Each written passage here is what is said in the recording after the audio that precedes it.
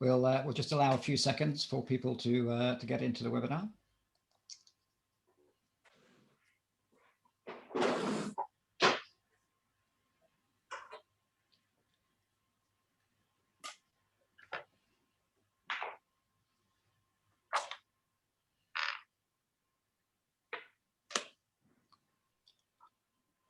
Good morning, everybody. Welcome to our webinar this morning on our medical membership bodies really so different, or subtitled How Weird Are Medical Membership Bodies.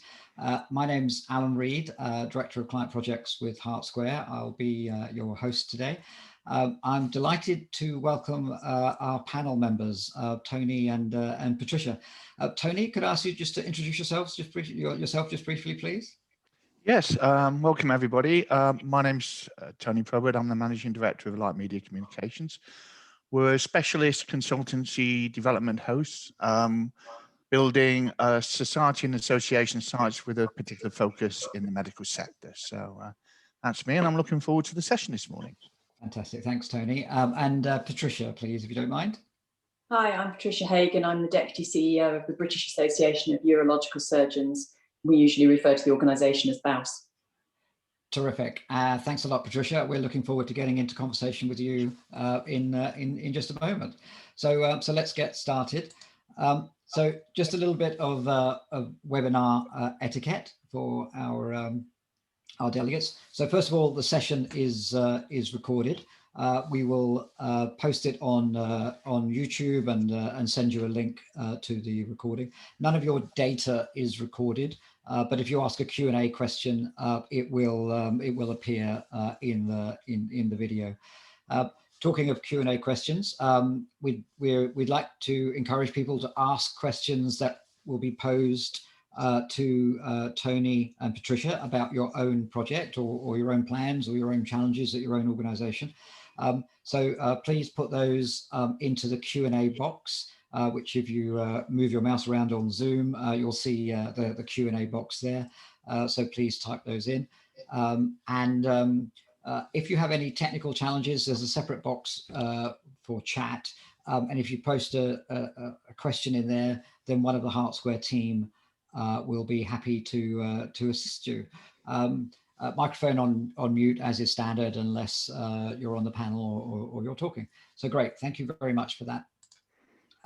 So racing right ahead, we've covered off the first one, so that's moving. What I'd like to do is just really briefly set out the challenges that we're seeing in the medical membership world, and to go over some survey results that we've had from your peers around the sector. Then we'll head into a panel conversation with Tony and Patricia about changes at BAUS, a recent project at BAUS, what worked, what was the challenge, and Tony's insight into what he's seeing in other medical membership bodies as well. Then we'd like to take your QA questions and wrap up at the end of that. So carrying on from there, setting out the challenges as we found in the sector. So the background is that Heart Square did a survey of over 2,000 nonprofits about their challenges, significantly about projects or where they felt that they were struggling with technology in some way, but not solely about that. About 7% of the respondents were from medical membership bodies, so around 140 organizations, which is part of the wonderfulness and the challenge, actually, that medical membership is a sliver of the membership world, or a sliver of the non-profit world, and in some ways has its own challenges in terms of the functionalities and the services that you provide that are not the same as everyone else, so may not be as widely supported as everyone else. So the survey results were really interesting, and we'd like to just go through some key takeaways with you. So what we found was that a really high proportion of survey respondents, we found that they were that they felt that their membership expectations were increasing, and that they were struggling to meet those expectations. So this is a property that we see elsewhere as well, that essentially we're all used to being modern digital consumers and being treated in a certain way when we interact with any particular organization, whether it's your dental practice or someone you're buying something from. Membership organizations are struggling to keep up with things like proper online self-service, personalization, automation of communications, that kind of thing. So people are expecting more of that. Organizations are struggling to keep up with those expectations in quite a high degree. What we also found, and this is higher in the medical membership world, is that a really high proportion of the organizations that responded have a variety of different places where data goes to die, essentially. So because organizations have particular requirements around things like case management or special interest groups, management, surveys, committees, etc., people have broken out in self-defense and perhaps created an Excel spreadsheet at the lowest end, or taken on some other piece of software just for that task.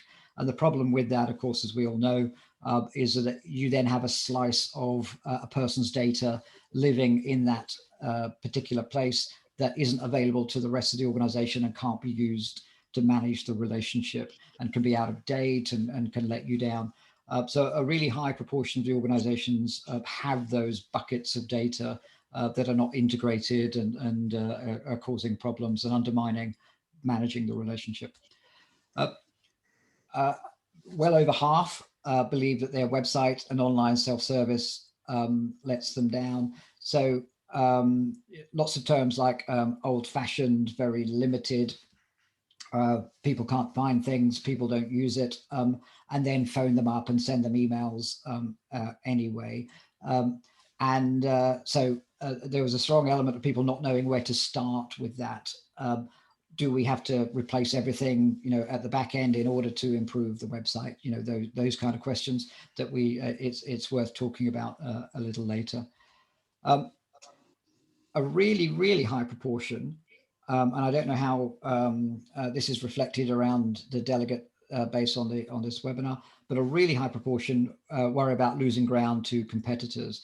Now, digging a little deeper and into the anecdotal comments on the survey, a lot of that was because things that used to be only available if you paid for it via your membership body are now available for free, as we all know. So there are communities that are available, whether it's through LinkedIn and other networks. There are places that you can go for advice. There are places that you can go for training, etc. So how does the membership body respond to that when you have a paid for offering? A lot of organizations will respond to it by being more authoritative, having better advice, etc. Others are struggling to know where to start, but a really high proportion are finding that to be a concern. Positively, most organizations feel they adapted to COVID reasonably well and were able to carry on working and carry on delivering their mission. Finally, a really large proportion are concerned that their membership is getting older, and we all know, there's only one place that journey ends. So they're struggling to get younger people into membership, and have questions about how to address that and how others are addressing that challenge. So I'm really interested in hearing Tony and Patricia's view of how much of that they find as they work within the sector. What I'd like to do just before we head into our panel discussion is just do a quick poll, if I may, and just check within the delegate space for this meeting. I'm just going to put up a question about your own experience with COVID and how that's impacted your own organization, your ability to deliver the mission. So you should see a survey coming up in front of you now. And if you could click on what you feel is relevant to you, I'll give that a few more seconds for people to respond. And then we can see how COVID impacted you. Obviously, most organizations had a month of not knowing quite what to do, and then had to adapt. Okay, so I'll end polling and share the results. And what we're seeing on there is that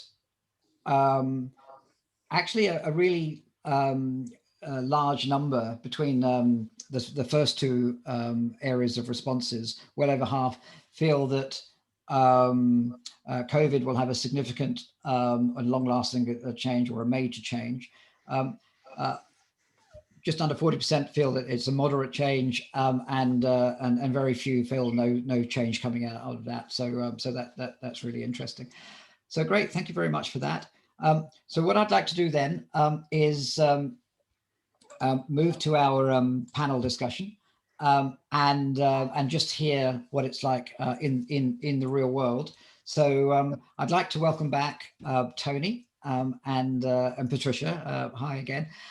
Tony, starting with you, do you mind just giving a little bit of a description of LightMedia and the kind of organizations you work with, that kind of thing, please? Yes. I mean, we're a small organization. We've been in business now for about 17 years. And over certainly the last 10 years, we've worked progressively more and more in the medical sector, building associations and society websites, CRM systems, membership management systems, as they used to be called, and building bespoke tools for that into that sector. And I'd like to think we've been reasonably successful at that. We get most of our work through referrals, and we've now built over 20 sites within that sector. We do other work, which is quite important because that keeps us sharp and allows us to work in other sectors and learn from that. But we do feel that the medical sector has certain demands and challenges. Absolutely. That having been through quite that many projects leaves us well equipped to be able to deal with those. So I think now, I would reinforce the feedback that you showed in the previous slide. I think particularly COVID was a big impact on a lot of our clients, because a big part of their offering was online conferences, scientific meetings, and there was a level of uncertainty as to when, and still is, when it's safe to go back to an in-person event rather than a hybrid or a virtual event. So yes, that's LightMedia. Great. Thank you very much, Tony. And Patricia as well, please, if you wouldn't mind telling us a little bit about BOWS, what services you provide to your stakeholders, and why you exist, actually. That would be great. Thank you very much. Okay, we are a membership organisation, but we're also a registered charity, which I'd imagine a number of medical membership organisations are. We were formed in 1945, and from the outset, we've existed to promote standards in the practice of urology for the benefit of patients. We have just over 2,000 members. Currently, they're all medically qualified, but we are in the process of reviewing our membership categories, and we made changes to our ordinances last year so that we can expand our membership to take in all members of the urological team. At the moment, about 90% of consultant urologists are members of BOWS.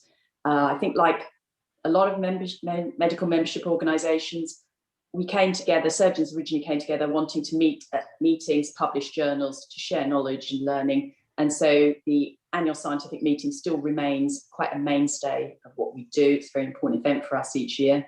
Delivery of courses and meetings still remains key to what we do, and some journal publishing. But we also provide surgical audit facilities, policy guidance. We have subspecialty groups because they like to come together and discuss matters of mutual interest, and quite a big body of patient information, which is used by a large number of our members. Great. Thank you very much. And if I could stay with you for a second, Patricia. So BOWS has undertaken essentially a modernization program, if I can call it that, including modernizing the website. and engagement with your members. Can I ask, what were the drivers for that? What brought you to consider that project, please? Our website change was started in 2014. We'd previously had a website that had gone live in 2010, which had been great when it had started. We were very happy with it. But over time, I think the company providing it and the platform it was on became less flexible and responsive. And actually, flexibility is one of the things that got LightMedia onto the shortlist when we were looking at a new website, because in 2012, we'd very quickly had to publish our surgical outcomes, and we didn't really have a format we could easily do that in. And we were introduced to LightMedia by the Society of Cardiothoracic Surgeons, who had worked with them. And they worked with us to essentially drop a wireframe of the surgical outcome results into our existing website. And so their flexibility in helping us with that is one of the reasons they ended up on the shortlist when we did go out to tender to do our new website. So it was really because the site we had wasn't sufficiently flexible and they weren't responsive. And were you getting feedback from your members, issues, complaints from your members, or was it driven by your own insight of where the issues were with your previous website? I'd say it was a combination of both. I think the experience will be the same for a number of other people in medical membership organisations. You have turnover of officers, you have quite a large number of committees. Although you're a small organisation, you know, for us there's only 10 staff, you're working with a wide body of surgeons, and therefore their expectations, their requests, they want things changed, they want things updated. And really, we had a platform, we had a website that couldn't react to that, couldn't deal with that, the kind of pace of change we were looking for. We've actually had a question in from the audience. I'm just going to ask my colleague Joyce just to ask this from the audience. And Patricia, in relation to your own, how did you make this decision? Joyce, do you mind asking the question that we've had in? Yeah, absolutely. We've had a question to say, how do I know if I need to just refresh my website or completely overhaul it? For us, it was the functionality. It's like we wanted to do a refresh. They just weren't responsive enough. I think now with the site we have, it is easier to do a refresh. I think having started working with LightMedia in 2014, we started on that individual project, but we have an ongoing relationship. So yeah, it's what do you need to do in terms of refreshing it, and how flexible is your existing site to incorporate those changes? Yes, and it's a challenging question because, you know, different situations will be different. Sorry, Tony, you were about to add to that. Yes, I was going to say, I think one of the key places to start, and we always stress the importance of understanding the users of the site, the personas, as we would call them, and reviewing the site from their perspective. What could the site do that it doesn't at the moment? What functionality could be added? I think association society sites are very much like icebergs. The bits that you can see at the front are the little bit at the top, and underneath that is a host of functionality that allows your processing to be really slick. And it's that expectation, which was mentioned in the earlier slide there, that is challenging for a lot of organizations. I think people go on to big, expensive websites. They see these lovely fluid processes that carry you through maybe becoming a new member or renewing your membership, and they expect their membership site to behave in the same way. And a lot of organizations have sort of websites which don't have the ability to expand to do that. So I think that's one sort of factor worth considering. Absolutely. And then Patricia, you mentioned that you got a recommendation and you then selected your technology partner. Most organizations, a very common question we get at Hart Square, you know, we run something like 25 vendor selections a year, is where do we start? Where do, you know, who do we include? Who do we not include? Now, I'm presuming you weren't allowed simply to go from a recommendation to, all right, I'll go with these guys. You must have went through some kind of process. There must have been others considered and so on. Could you describe that a little bit, please? Well, again, as I said, we're a small organisation. There are 10 staff. We don't have the in-house expertise to go through procurement on our own, I'd say at the outset. When we were procuring for the website, we had the existing supplier of our CRM then, who had worked with us for a long time and who did provide us with some technical input. And the process we followed for the website was we did it in a two-phase approach. We drew up a shortlist and we asked the companies to respond to an initial statement of requirements, which was a relatively short document. And then from that selection, we selected a company, and the first phase of the project was to then do a detailed information gathering exercise working with us, and then come up with a detailed costed specification and budget. And that's what we then proceeded on. When we then, I mean, in a sense, we've had a two-phase project, and I think it will be a 3 or 4-phase project in the long run, because in 2018, at the time we procured our website in 2014, we had a standalone CRM, which we retained until 2018. And it was in 2018, we went out for the CRM. At that time, we used Hart Square services as well in that procurement, but ultimately we went with LightMedia for that.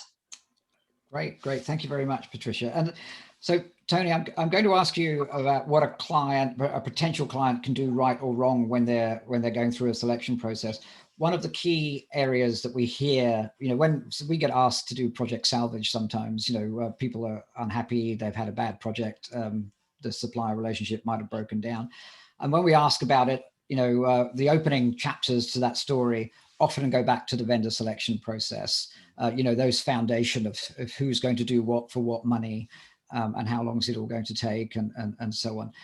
What do you think a client can do, and how does LightMedia tend to engage when it comes to a selection process to make sure no one's arguing later, make sure that there aren't disputes and unhappiness in the early stages of the project? Ironically, I think the description Tricia gave us there of the Bose project is probably our ideal approach. I think quite often the client doesn't have a sufficient detailed requirements list, yet they want a fixed cost because council want to know how much it's going to cost. And you have that dynamic that causes friction later in the project. We've been fortunate in so much we've never had that as an issue because we try and get the specification as detailed as possible. So we're quite happy to work on the basis of the project being in two parts. The first bit, producing the specification, the research design phase of the project, based on an estimated cost. And having done 20 of these, they're normally pretty accurate. We've never had one go out more than about 10% of that original estimate. And then when you've got a specification, you confirm the details up. But we contractually allow the client then, if they want to go elsewhere, go back into the marketplace for the specification, check that it's a competitive price. And we've never had a client take us up on that, which is again quite good. But it's about giving people, I think, confidence and trusting you as an organization, and equally us understanding all the requirements that the client wants. When I hate projects where there is project creep, where the costs go up, and we have a responsibility to the offices, the secretariat, to ensure that the prices we give, the specification isn't going to change. And one of the things, going back to Bose, that we had in the very first meeting was that they said to us, look, we understand the pressures of these type of projects. We will not mess you around. We won't change our mind when stuff is signed off. And that was quite refreshing, really, from our perspective. And it's been a good relationship since then. Well, I'd like to think so anyway. Great, thank you. So one of the things that came out of our own survey, and we see a lot on the ground, is medical membership bodies struggling to meet the expectations of members. Increasingly a body of modern digital consumers, just like all of us. I'd like to ask both of you, are you seeing that too? So Patricia, if I could move to you, are you seeing member expectations increasing? Is it harder to prove the relevancy, or harder to prove that you understand your members? Are they expecting things that are require different ways of engagement? Do you have any thoughts on that, please? Yeah, I mean, I think their expectations are endless. I actually think lockdown has possibly heightened that. So I think it has for us, in a sense. We might be victims of our own success, because we went into lockdown and very quickly had to switch to delivering a lot of our educational material by webinars online. And we have done that very quickly and delivered quite a lot. But I think their expectation is that we can continue at that kind of pace. I think we actually need to consolidate and pause a little. I think members are in a wider digital world and they expect us to be doing everything and interacting with everything. And sometimes you have to call them back to say, when somebody wants the latest tool or gizmo, it's like, what do you want it to do?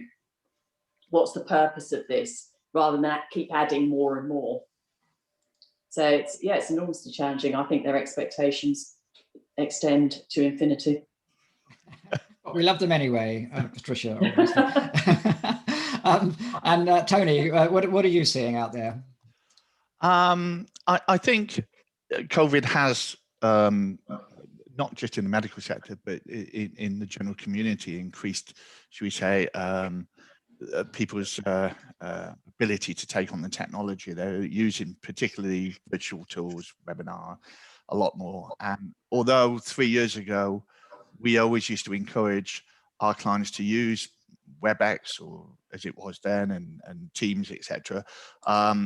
We did get a lot of pushback, particularly from committees and councils who just would much prefer face-to-face meetings. And now it's almost, well, obviously with COVID, you can't do that. But I think after it, there will be a far greater appetite to use those virtual tools. I think as well, we've had to learn to be more flexible with particularly medical associations. A lot of the teams that we're working on current projects include council members, include boards, and they are clinicians. And their availability is all over the shop. You know, 1 minute they've got no operations, then they've been pulled into ICU units.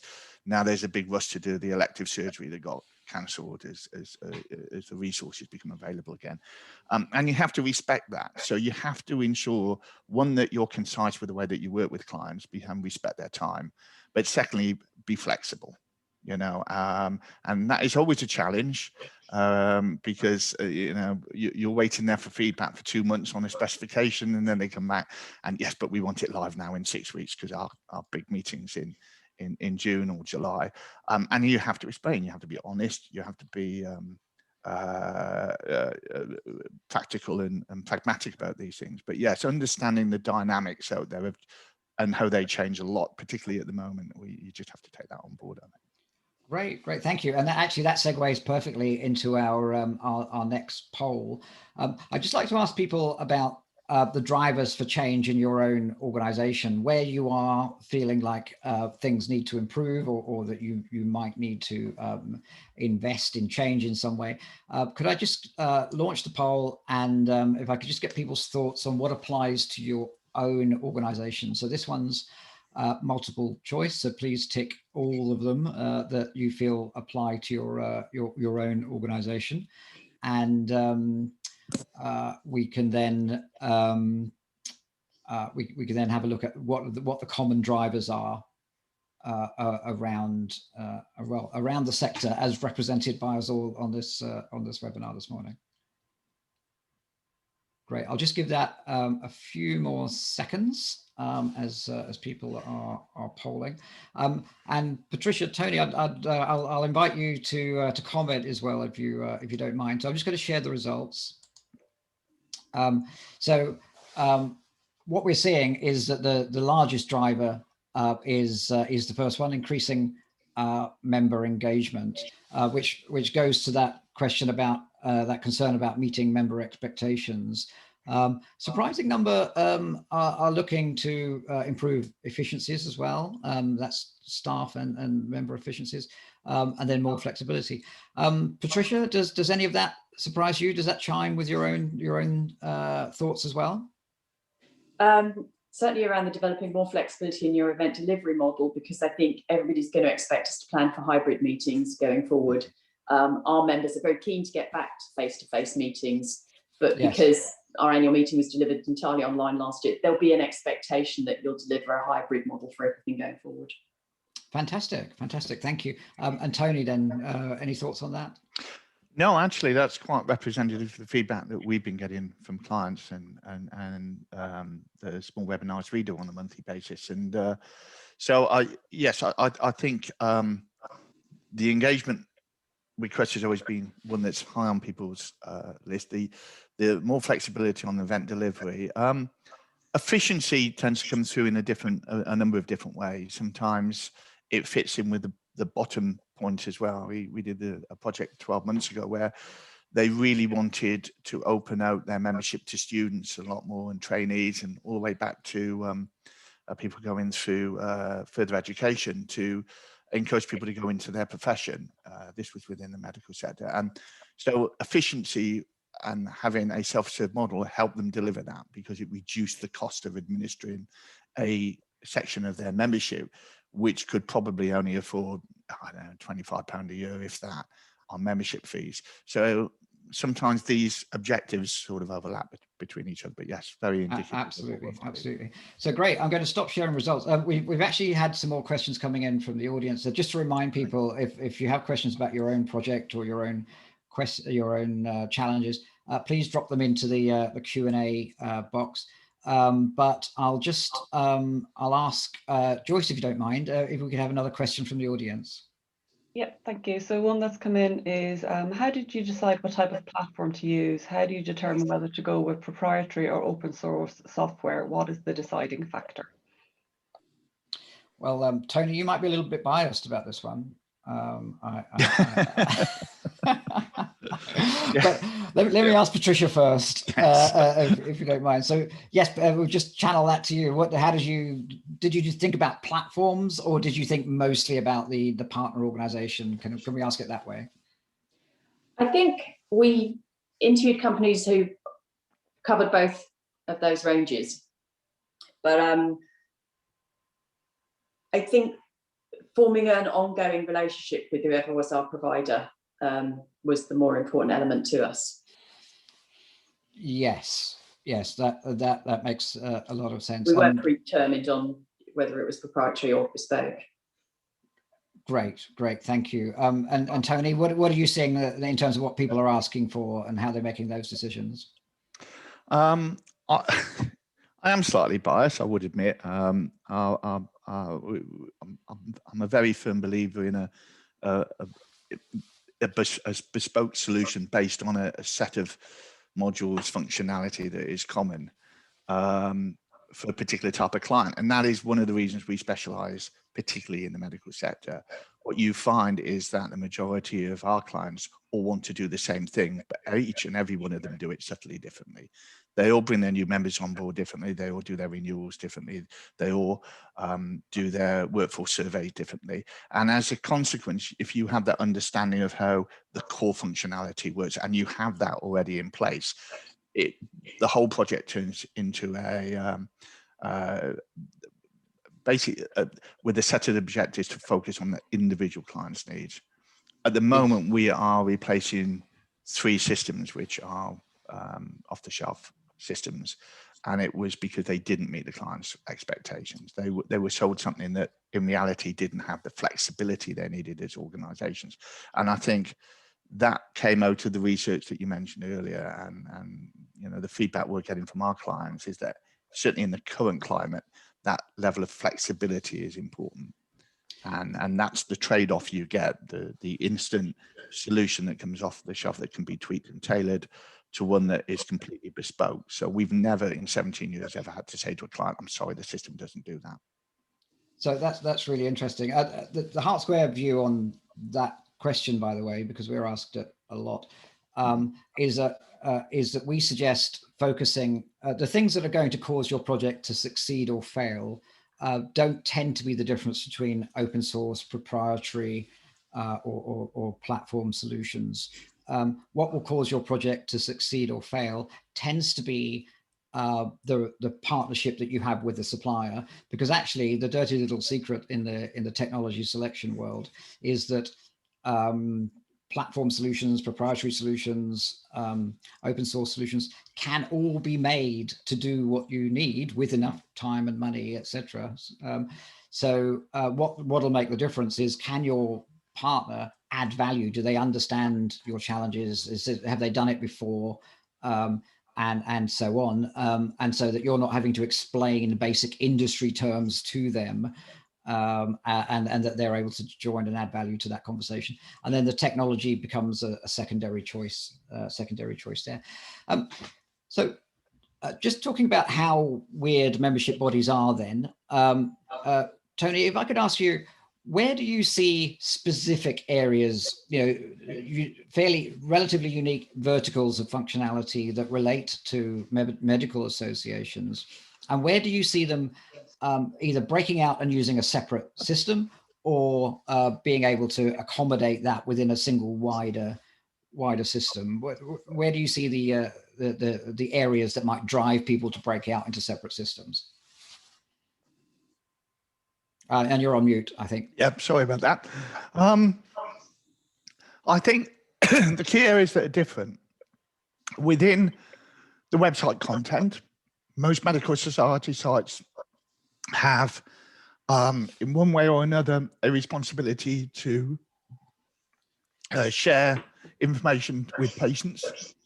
And quite often, it's not fully understood the difference between the expectations, knowledge, and underpinning knowledge that a non-clinician and a clinician might have. So there is a unique challenge there that a lot of societies, associations need to look at, which is how do they get that user journey right for both professionals and non-professionals.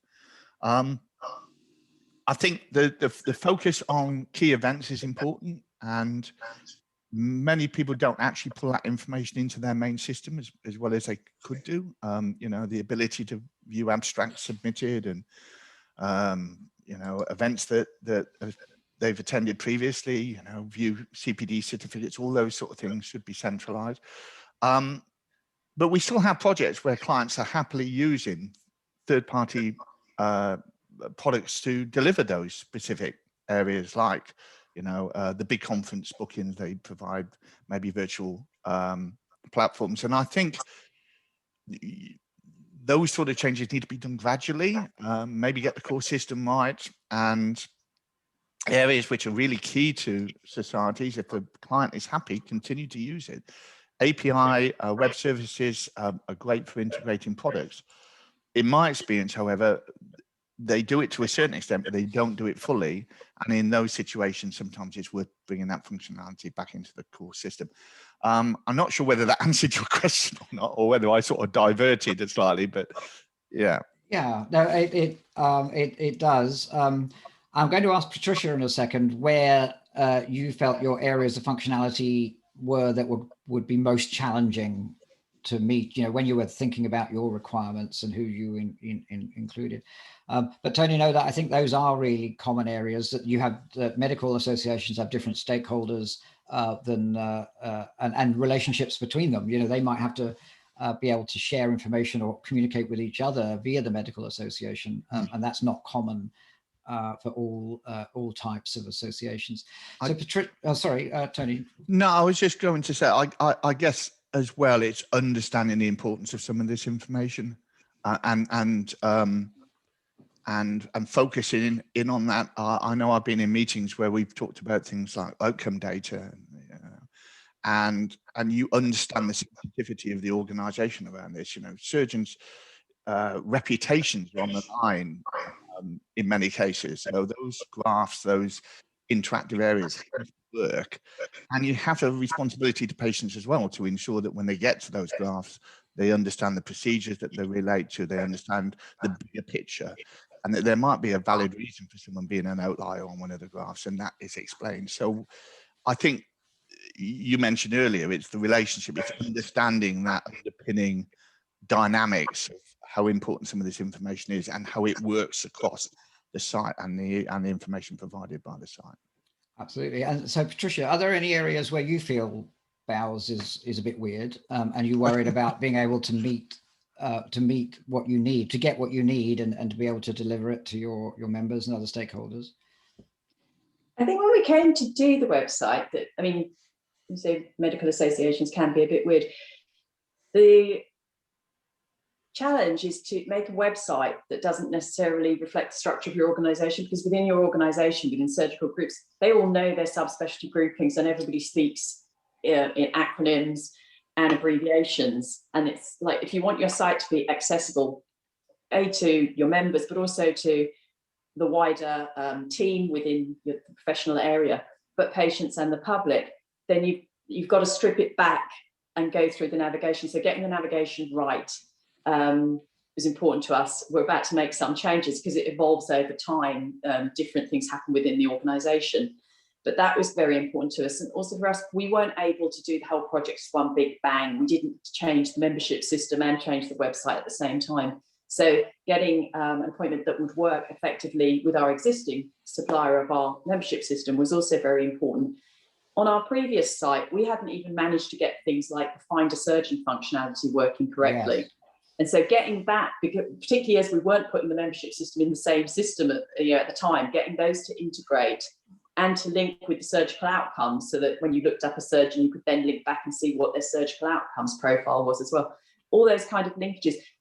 When they're there and they're working well, it looks simple, but thinking it through and getting it right at the outset is really important. Absolutely, that's really key. I completely agree. We've got some really great audience questions coming in. Joyce, would you mind? So one question was, what were the biggest headaches you found when integrating and automating your website and systems? I guess that's for Patricia initially, then, please, and then I'll ask you to comment as well, Tony. I think the initial having two systems having to work together worked surprisingly well. Tony worked extremely well with the other suppliers we had at that time. When we've come to do the full integration to our CRM, the biggest headache was probably for Tony and his team in terms of our finances, the way we did things, and our need for reassurance when we were coming up to do this, the new subscription run, the first time ever on the new system. We did want a lot of checks and cross-checks put into things. I say we were very, very cautious in that launch, which probably gave Tony a lot of headaches. Yeah, great. And then Tony, what do you see? What were the main challenges or difficulties at your end, or what tend to be the main challenges if the Bowes project was swimmingly easy? Well, to talk about the Bowes project first, I think that wariness, shall we say, particularly when we put the CRM system in, was actually a good thing. We were able to work, I think we put sort of 3 years previous finances through the system and then matched them up with the old system to ensure everything was consistent, to ensure everything ran smoothly. And we did lots of training. We put steps in the CRM so emails could all be viewed before they go out, just to give that comfort to the team who were working, moving from a desk-based system to a web-based system. It was very, very different, and we respected that. But a lot of the systems, we replicated the year-end processes, the 15-step process you have to ensure that everything is in apple pie order when you move into the next membership year.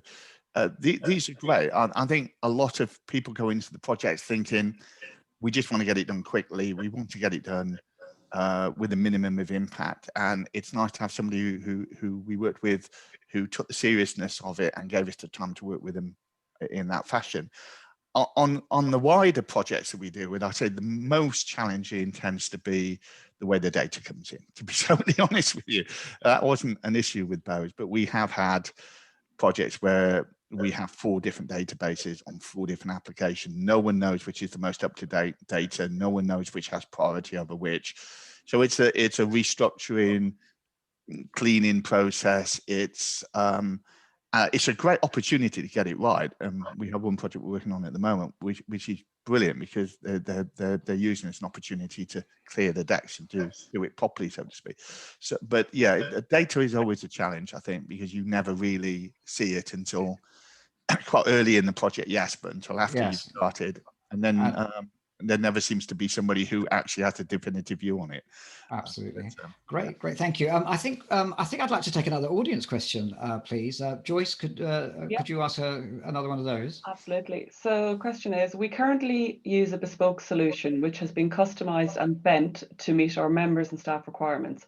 This has led to a platform which is very difficult and costly to continually upgrade. How do you weigh up the risks and cost of a bespoke versus out of the box? That's a good one. Well, why don't you start with that, Tony, if you don't mind?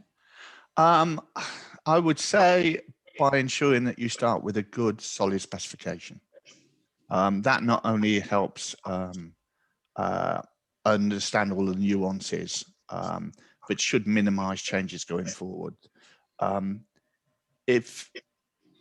We have maintenance contracts with our clients, which normally, I would say our most popular one is probably to the tune of about 24 hours support over the whole year, 2 hours a month, and that's quite typical.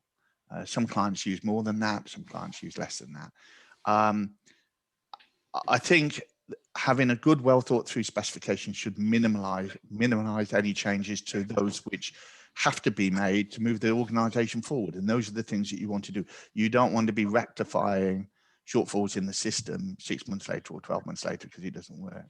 And that boils down to understanding, particularly processes quite early in the project, and ensuring that we understand all those nuances. And then, Patricia, for you, what was things, the words like upgrade path, or the possibility of significant changes to your business and therefore the software, were those major considerations in the project? To be honest, they weren't in the project. I mean, we did a very detailed specification before we embarked upon it, which I think has proved its worth because the site went live in 2015. As Tony said, there's a maintenance contract and we're about to have a discussion about making some changes, but it's been easy to adapt and change and add sections. And to be honest, we've been blessed in that we have a surgical web editor who has quite a high technical knowledge. And really, I think a lot of the changes we've made to date, we've been able to do ourselves within the CMS. We'll let Tony and the team know or ask for their advice if we think that we might be going a step too far. But it hasn't really been a problem. It has given us all the flexibility we'd hoped for, and in contrast to our previous system. That makes a lot of sense. What we tend to find when we're advising on this with projects is that the idea of upgrade path, etc., is less relevant to website projects because people will tend to want the changes they want on their website and will expect the focus on website projects tends to be how much can I change independently in terms of content, news, that kind of thing. But people will expect to pay when they want software changes because it's always going to be a bit different for them. It's more of a question for CRM projects and software, so that, for instance, if Tony, you made a change to cope with the on a CRM system to cope with the latest version of Office, that kind of thing, that should then be available without being a development project to other organizations. It tends to be more of a factor at CRM solutions.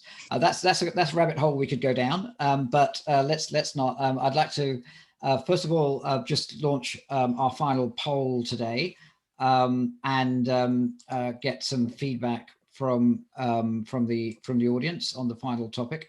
In terms of finding the right technology partner, I'd like to understand what people would value most. What are the kind of things that would cause them to choose this or that technology partner and not choose this or that technology partner?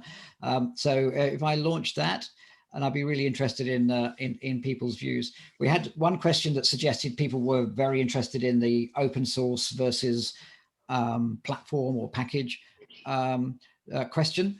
And it's what other factors might people be most influenced by when they're choosing a technology partner. So I'll give that another 5 or 6 seconds just for people to answer. And then great, I'm going to end polling and share the results. What we're seeing is some really healthy responses in terms of how we advise people to look at technology partners. Technical capability, absolutely. If they can't deliver what you need, then what's the point? We love the collaborative working approach. That's a major determinant of success or failure. And experience in the sector is again one of the major determinants of success or failure. So I think those are really healthy responses. Tony, Patricia, anything on there that surprises you? No, Not from my perspective. Yeah, me either. Great, great. Okay, what I'd like to do is take another audience question, please. They're stacking up. Joyce, do you mind? Yes. Any thoughts on integrating your email and CRM systems? So let's start with Patricia. What have you actually done in terms of seeing whether getting emails out the door? We've all been able to do that for the last 20 years. But what about what's happened to the email afterwards, and whether you can see that when you look at the person's record? What has Bow's done, or what is Bow's value in that relationship? We haven't fully integrated our email and our CRM, so that the bulk emails, we use something called Campaign Monitor to send those out. And do you, as I say, that's good for getting stuff out the door. And Campaign Monitor itself will track, just like every other campaign email tool, will track what's happened to it afterwards, where it can, in terms of click-throughs and read rates and so on. Are you interested in being able to see that against the person's record, which is a thing over the last 5 or 6 years, or is that something you're happy to leave within Campaign Monitor, and it's not worth the candle to pay for that kind of information? I'd be going with it. Might be a nice to have, but I'd have to look into the workload implications of it. Really interesting. It's not an immediate priority. Great. Well, that's a very pragmatic approach. And then Tony, are you seeing that being a common requirement, or, as Patricia says, more of a nice to have? Yeah, I mean, our core system obviously tracks all emails generated by the system, the automated stuff, particularly through renewals, and any one-offs or emails to smaller groups within the membership are equally tracked. And we can integrate into third parties, Constant Contact, MailChimp, products like that, certainly from GDPR perspective. Integrating fully into Outlook is something we've always been a little bit wary of. As a digital agency, we for a short time used a package specifically for our industry, and that integrated completely into Outlook. And to be honest, used to scare the pants off me, because anything relating to clients that was done on a person would just appear, even though with privileges you can filter out certain, there's lots of things that you can do. So to keep a proper record of emails sent out by the system is probably the one thing that we get asked more than anything else, and that's part of the core system.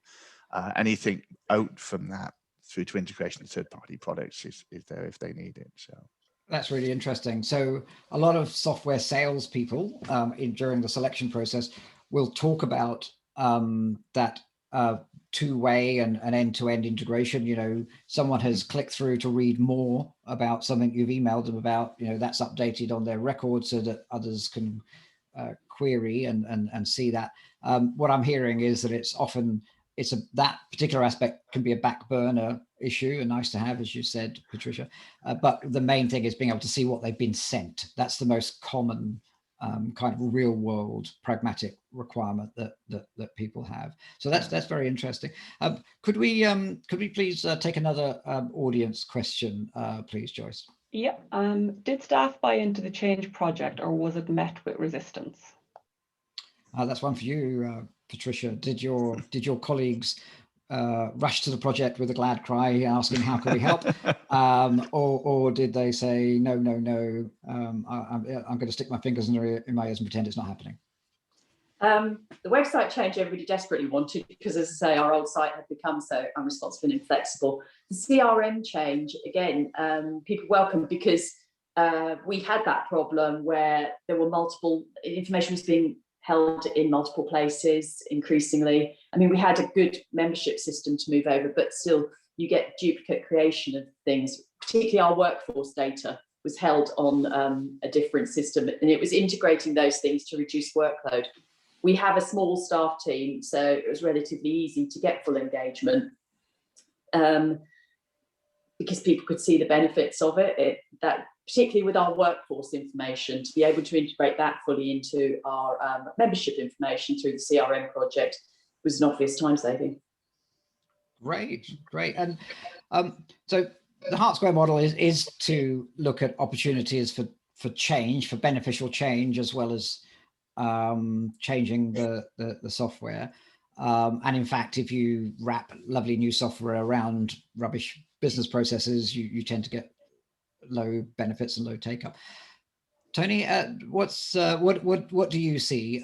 Do you see people taking the purely software approach, or do you see organizations trying to take the opportunity to drive organizational change the way people work, and so on?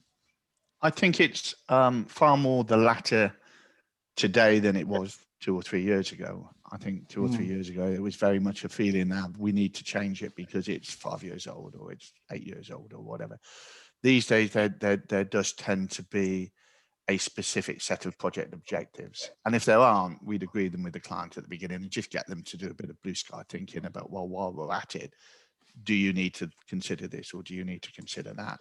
So, yes, I think if somebody purely came in and said, we just want to swap our website, as you said, it's a lot from a complexity, project complexity, it's a simpler of the two. I just want to change my website.